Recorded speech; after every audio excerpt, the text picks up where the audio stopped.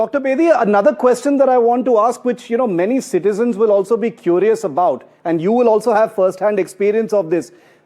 When one investigates godmen in such sensitive cases, is there political resistance? Do they enjoy protection, ma'am? This particular man with the charges against him has been on the run. He's hiding somewhere. He's not been arrested yet. We respect the fact that investigations can take time. Finding a man can take time. But do these people routinely receive safe havens, political protection, that kind of thing, ma'am? They will have friends and foes. Yeah. Such people will always have done curried favors, and they will also have adversaries.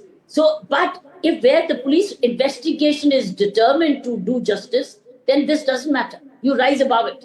So it's all depend. But look, these people are on bail. What happened to the sureties they must have given to the case? Why the trial? So I think a very important thing to find out also is what happened to the trial. Because we need to also check with the courts. Why has the trial not culminated? And these people not, or if the activities had carried on, now you see, back to, if they had been on a history sheet, the cases would have been traced. Court could have been told that they're still indulging in and they're abusing the bail. That means those sureties could have been forfeited. And they would have gone back to jail.